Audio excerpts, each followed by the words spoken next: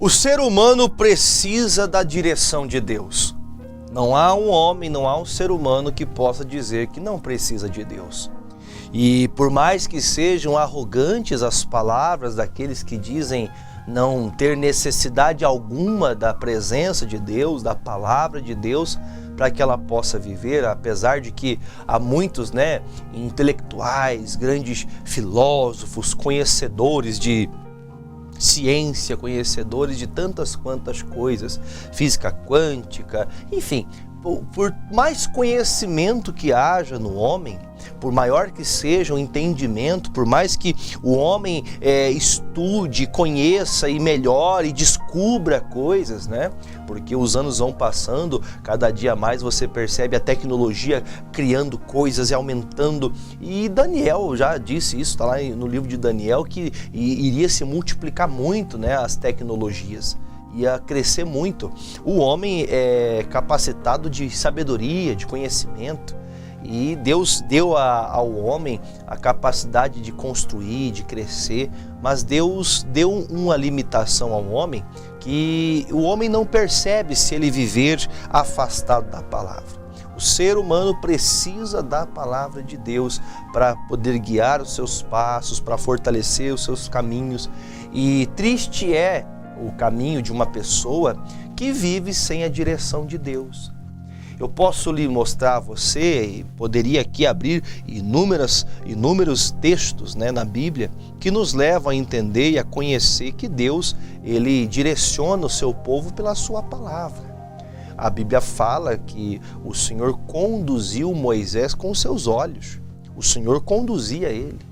O Senhor dava a palavra, no entanto, que você vê no Estatuto de Israel, os mandamentos de Israel, foram escritos o que Deus quis que estivesse descrito nas tábuas do Testamento. A palavra de Deus é como se fosse a regra que faz validar a vontade de Deus na terra. Porém, entretanto, todavia, nós vemos que tem sido para poucas pessoas esse prazer de viver pela palavra. Uma pessoa que vive pela palavra, ela vai ter o cuidado de que uma palavra seja o suficiente para mudar tudo na vida dela. A Bíblia fala no livro de Lucas, capítulo 5, um dos milagres mais impressionantes que os nossos ouvidos, quando ouvem, nós ficamos atônitos, ficamos felizes ao saber do que Deus pode fazer. A Bíblia fala que Pedro estava na sua embarcação, e passou a noite toda pescando, não tinha pegado nada. Por mais que ele fosse um conhecedor do mar, porque um pescador que se preze, ele como um pescador, e eu sei que aqui tem muita gente, principalmente aqui na nossa região, aqui no Sudoeste, gosta bastante de pescar, que tem conhecimento. Para poder pegar peixe tal, você tem que usar tal linha, tem que usar tal anzol, tem que usar tal isca, Ele tem o conhecimento, o pescador tem conhecimento do que ele está fazendo. E o Pedro, ele na profissão de pescaria, ele profissão pescador, ele tinha o cuidado de saber a hora que dava peixe, o momento certo de lançar a rede, onde que ele tinha que estar. E essa noite específica, ele foi pescar e não pegou nada. Ele volta para casa triste, chega à beira da praia, ele tira as redes de dentro do barco, começa a lavá-las, e triste que estava, Jesus chega e diz para ele: olha, Pedro, você vai deixar de ser pescador agora de peixes, você vai ser pescador de almas. E creio que para ainda esse poder e esse entendimento tão profundo que Jesus deu nessa palavra para ele, porque deixar de ser um pescador comum para ganhar almas para o reino dos céus é algo muito importante, é uma posição de honra dada ao ser humano. E eu mesmo agradeço a Deus pela oportunidade de falar de Jesus para você. Eu sei que seriam quantas outras pessoas mais capacitadas, mais eloquentes, mais entendidas para estar aqui falando com você. Mas coube a mim, o Senhor colocou em minha missão, está trazendo esse dia aqui para você essa palavra. Então, quando o Senhor olha para o Pedro e diz: Pedro, lança a tua rede, vá ao mar alto, lance a tua rede do lado direito do barco. Existem coisas que, às vezes, a religião acaba copiando certas coisas, que tem que ser assim, assim, assim, assim. Só que, pela palavra, Jesus disse: olha, você vai agir desse jeito. Você vai para o mar alto, você não vai jogar a tua rede aqui na beiradinha da praia, não. Você vai lá no mar alto, onde as ondas são mais fortes, onde o vento é mais forte, e lá do lado direito do barco, não será do lado esquerdo. Ah, mas Jesus, eu já vou estar lá porque eu não posso jogar do lado esquerdo, joga do direito e do esquerdo. Não, você vai jogar do lado direito. E a hora que você lançar do lado direito a rede vai se encher de peixe. Então veja que essa palavra, né, que saiu da boca de Jesus proveu. Veja que ele foi até o alto mar, porque antes mesmo de ir para o alto mar, ele olha para Jesus e responde assim: Senhor, por mim eu não vou. No meu entendimento, esse horário não é hora de sair pescar, o sol já saiu, os peixes já desceram os cardumes não estão aqui e nós não vamos encontrar cardumes de peixes. Mas o Senhor está mandando, eu já tinha até lavado a rede, mas como a tua palavra, né, o Senhor está dizendo que é para ir, eu vou pela tua palavra. E olha que o Pedro não se enganou em obedecer a palavra de Jesus, porque a hora que ele vai, ele lança a rede. E a rede se encheu de peixes. Eu acredito que no momento que Pedro encheu a rede de peixes, ele deve ter ficado atônito, ele deve ter ficado pasmo com a grandeza da palavra de Jesus.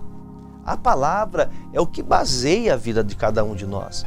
Quando uso essas palavras para lembrar de um dos milagres mais conhecidos, né, por toda a sociedade, este lindo milagre de provisão, de prosperidade, de crescimento, de multiplicação de peixes, consigo compreender que para alguns o milagre só é grande quando te faz prosperar, te faz crescer financeiramente. E não é sempre assim. O Senhor Jesus abençoa-nos em todos os sentidos, em todas as áreas. Só que nós às vezes esquecemos. A palavra de Deus, a palavra falada da boca do Senhor, ela tem poder para multiplicar peixe, mas ela tem poder também para curar. Por exemplo, Mateus capítulo 8, eu não vou falar com você hoje aqui, não vou abrir o estudo diretamente com você, porque já várias vezes falei aqui, mas para trazer sua memória, refrescar sua memória. Mateus capítulo 8, versículo 5 em diante, fala de aquele centurião. O centurião veio falar com Jesus e ele, quando chega a falar com Jesus, ele fala: Senhor, eu preciso que o Senhor que o Senhor faça algo pelo meu servo que está doente. Ele está quase à morte. Jesus fala: eu vou até a sua casa, centurião, pode ficar tranquilo que eu vou lá curar o teu servo. Jesus fala isso e então o centurião fala: Senhor, eu não sou digno de que entre debaixo do meu telhado, mas uma palavra que o Senhor der já é o suficiente para que a cura chegue até a minha vida. Uma palavra é o suficiente, não precisa de mais nada.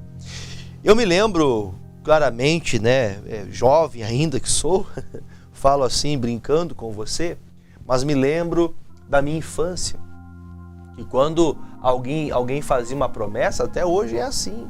Tenho 3 filhos e eu sei muito bem quando se promete algo para um filho, ele talvez na hora se acalme, pare de ficar pedindo, importunando o tempo todo, mas quando você voltar da promessa que você disse, olha, quando o pai sair, o pai voltar, o pai faz tal coisa por você, o pai vai dar o dinheiro para você comprar tal coisa, ó, vou trazer o presente, vou trazer o chocolate que você me pediu. A primeira coisa que o filho vai pedir é aquela palavra que você deu para aquela pessoa, para aquela criança. Veja que o centurião, ele fala: Senhor, não é necessário, porque eu acredito que a palavra do homem tem poder. Olha só, ele fala a palavra do homem no sentido não literal, querendo que o homem seja engrandecido, mas ele usa dessa forma para entender: eu sei o que é a autoridade da palavra, eu sei o poder que tem a palavra de Deus. No entanto, que no livro de Números a Bíblia fala que a boca tem poder para abençoar e para amaldiçoar. Então, a palavra de Jesus tem poder para me abençoar, poder para abençoar você. Só que muitas vezes os homens vão se afastando de Deus e outros até dizem que não precisam de Deus e vão tomando decisões que fazem com que nós venhamos cair. E eu vou ler para você agora o Salmo 119, versículo 105, é um dos versículos que eu mais recito nas minhas pregações, principalmente aqui na TV, sempre falo deste versículo.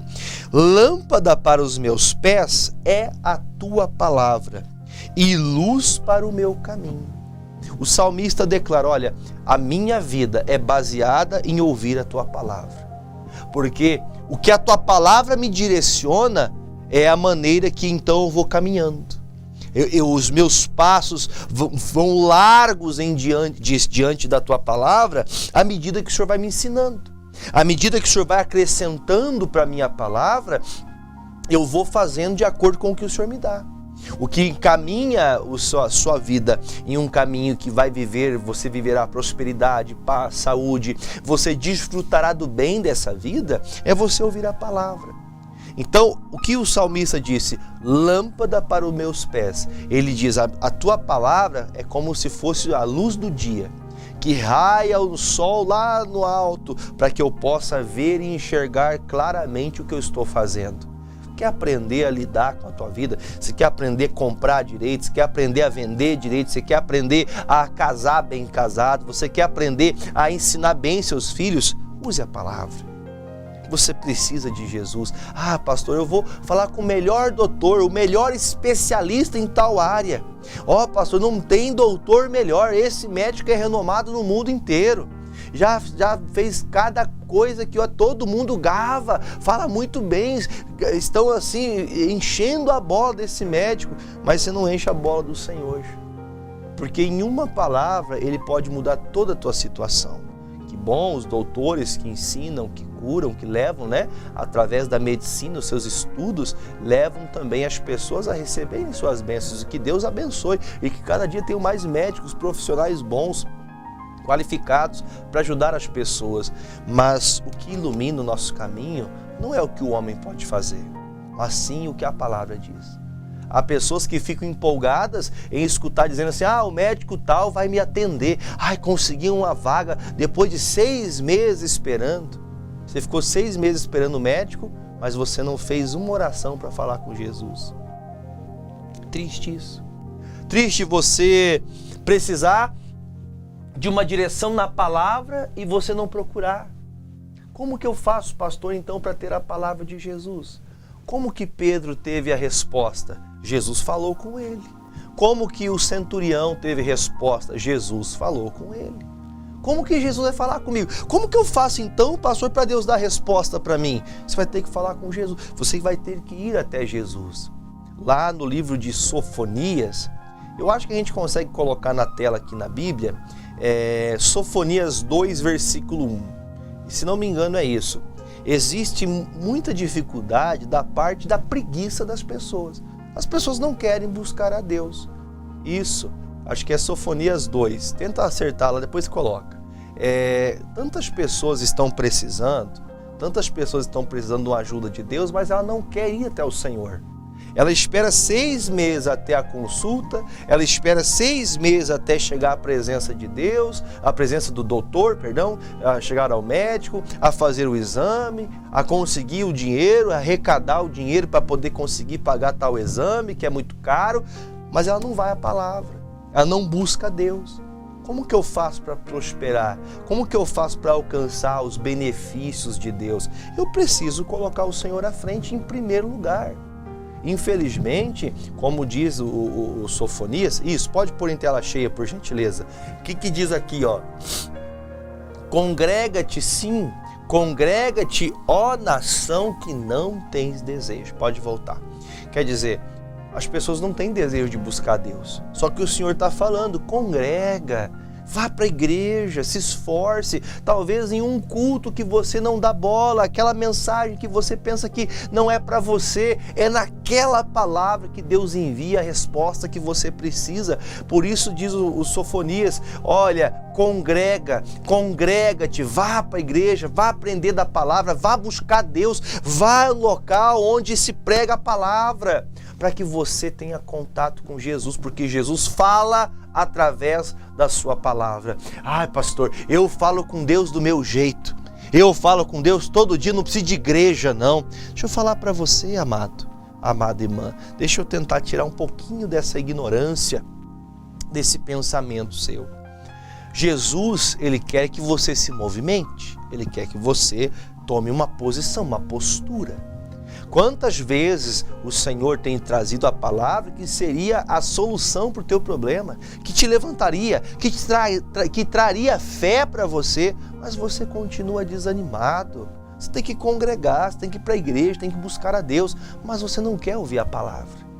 E é aí que mora o seu maior problema. O problema do homem é não querer a Deus. O problema do ser humano é não querer ao Senhor. Porque ele disse, antigamente falava pela boca dos profetas, hoje eu falo pela minha palavra. Hoje você tem que ouvir a palavra de Deus. Deus, o que o Senhor está querendo me ensinar hoje? Vamos fazer o seguinte, vamos comigo em Deuteronômio 28. Este capítulo é conhecido como o capítulo das bênçãos de Deus, né? O que o Senhor diz a nós aqui? Versículo 1 diz assim: e será que se ouvires a voz do Senhor para nós, hoje, como Jesus disse, a voz do Senhor é a sua palavra. Se ouvir a voz do Senhor e o teu Deus, e tendo um cuidado, né, um zelo de guardar todos os seus mandamentos que eu te ordeno hoje, o Senhor, o teu Deus, te exaltará sobre todas as nações da terra. Veja o que ele está dizendo, olha, o Senhor te exalta quando você obedece a palavra. Quando você caminha, né, no trilho que Jesus preparou. O Senhor preparou aquela estrada para que você passasse por ela. Qual estrada, pastor? A palavra. E eu vou falar para você a tristeza que é da pessoa que não obedece a Deus. Olha o que diz em Ruth capítulo 1. Ruth, capítulo 1, versículo 1. Já preguei algumas vezes aqui, falei da Ruth aqui para vocês. A Ruth, por sua vez, ela tem uma história totalmente, né, direcionada a uma vida da qual o Senhor queria que acontecesse. Inclusive, ela é vó de Davi. Mas o que acontece aqui na casa de Elimeleque, de Noemi, de Malom e Quilion, uma família toda é destruída por conta da desobediência à palavra. Diz o versículo 1: e sucedeu que nos dias em que os juízes julgavam, houve uma fome na terra, pelo que um homem de Belém de Judá saiu para peregrinar nos campos de Moabe. E ele, sua mulher e seus 2 filhos. E era o nome deste homem Elimeleque, o nome da sua mulher Noemi, e os 2 filhos Malom e Quilion, efrateus de Belém de Judá. E vieram aos campos de Moabe e ficaram ali.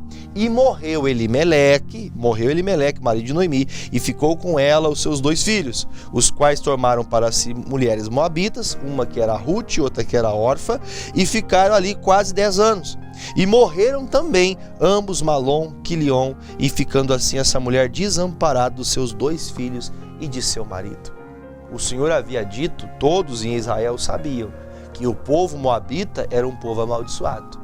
Pastor, por que que o Senhor disse isso? Porque este povo moabita era uma nação que nasceu através do pecado, do erro tremendo de Ló, com o incesto com a sua filha mais velha, que no momento que ele está embriagado, acontece aquele incesto e ali nasce um filho, e Deus amaldiçoou aquela geração. Então, onde formou toda aquela geração de Moabe, era um povo amaldiçoado. E na casa de pão parece até um trocadilho, um engano, né? Porque você vê que Belém de Judá tem por significado do seu nome casa de pão. E na casa de pão faltou pão. Faltou pão na casa de pão. Como que, pastor, mas o que ele ia fazer? Ele ia passar fome? Não iria passar fome. Os que ficaram em Israel não morreram de fome. Por que que o Elimeleque não obedeceu a palavra? Por que que nós não ouvimos a palavra? A Bíblia fala em Josué, se não me engano é o capítulo 3, capítulo 2, deixa eu achar aqui, Josué capítulo de número...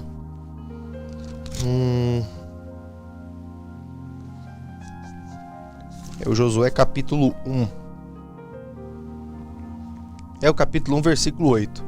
Não se aparte da tua boca o livro desta lei, antes medita nele, dia e noite, para que tenhas cuidado de fazer tudo conforme nele está escrito.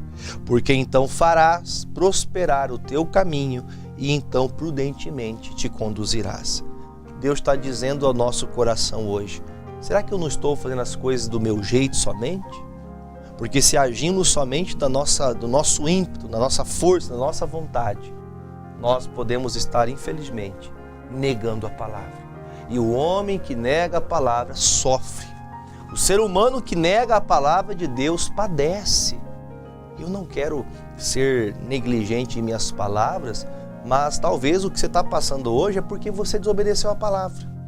Você deixou a fidelidade a Deus, você deixou o amor às coisas de Deus, você não tem vontade mais de congregar, você não tem vontade de fazer mais nada. A palavra para você tanto faz como tanto fez. Você diz: Deus não escuta o seu povo. Para que eu vou buscar Deus? Olha a vida que eu estou vivendo, Deus não está nem aí para mim. Não se esqueça que a queda do homem não acontece quando ele erra, a queda acontece depois. O maior erro que existe na vida de um ser humano é deixar Deus. Elimeleque deixou a casa de pão, levou sua esposa Noemi, levou seus filhos Malom e Quilion a viver em um lugar amaldiçoado, onde ali Deus não estava ali com eles para abençoá-los. Não que Deus não pudesse abençoá-los naquele lugar, não há lugar que Deus não possa operar. Porém, Deus disse não era para eles irem para aquele lugar. Só que eles não consultaram a Deus, eles não buscaram a Deus para que Deus então abrisse as portas e prosperasse o caminho deles. Então, amados irmãos, coloque no seu coração que se você colocar Jesus em primeiro lugar, você verá a palavra de Deus, a virtude de Deus se movendo em seu favor, e você então vai andar prudente, você vai ter cuidado e a bênção de Deus virá até você. Como disse Deuteronômio, se você ouvir essa palavra hoje, essas bênçãos virão sobre você. Aí, para você fazer um estudo na sua casa, leia na sua casa todo o capítulo de Deuteronômio 28. Do 1 até o 15, você vai ver as bênçãos de quem obedece, e do 16 em diante, você vai ver as maldições de quem desobedece a palavra. Então, guarde isso no seu coração. Um ser humano sem a palavra, um ser humano sem Deus, está perdido. Busque a Deus, busque-o enquanto você o pode achar.